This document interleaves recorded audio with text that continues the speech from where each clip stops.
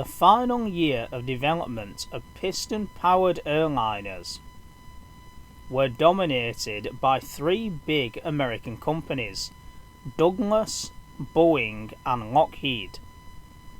The Douglas Aircraft Company had been in business in Southern California since 1920 and had a rich history of successful products.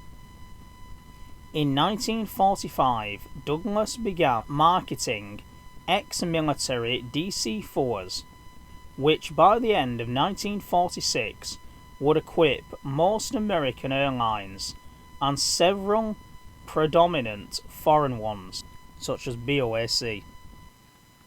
Next came the larger, improved and more powerful Douglas Commercial 6, with its pressurized cabin.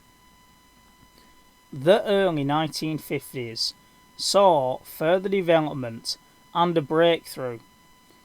The installation of 3,400 horsepower Wright turbo compound R3350 engines resulted in an airliner capable of non-stop transcontinental flights in either direction.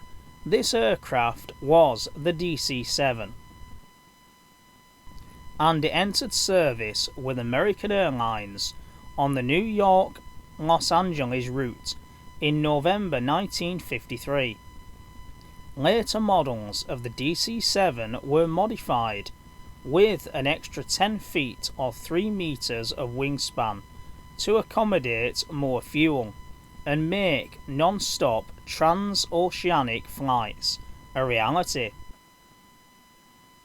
The DC-7s were the fastest piston engine airliners of their time, with an average travel times from Los Angeles to New York of under 8 hours at a cruise speed of 360 miles per hour, 580 kilometers an hour. Beginning in 1958, jet-powered airliners began to enter service, replacing the DC-7 and its piston engine contemporaries, although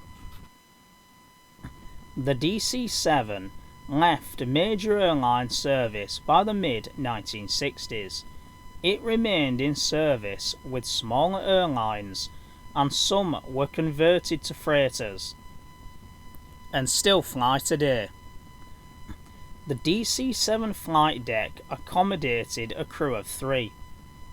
The captain in the left seat, co-pilot, first officer, in the right-hand seat, and flight engineer in a centre seat between and slightly aft of the 2 pilots. Each pilot had identical flight instruments, a wheel yoke and rudder pedals. The engine instruments located in the centre of the instrument panel could be monitored easily by all 3 crew members. The wheel to the left of the pilot's seat controlled the nose wheel steering and was only used on the ground for taxiing. More than likely it could be locked in place, just like the DC-3's tail wheel. The large, ridged, vertical wheels on either side of the centre console were the pitch trim wheels for each pilot.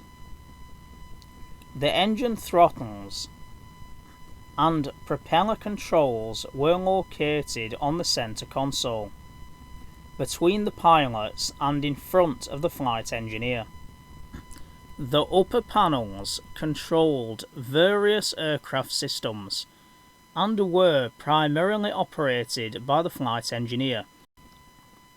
For an interesting look at how airliner flight decks have evolved over the years, compare the DC-7 cockpit of the 1950s to the cockpit of the Airbus A320 of the late 1980s and early 1990s. To the National Air and Space Museum.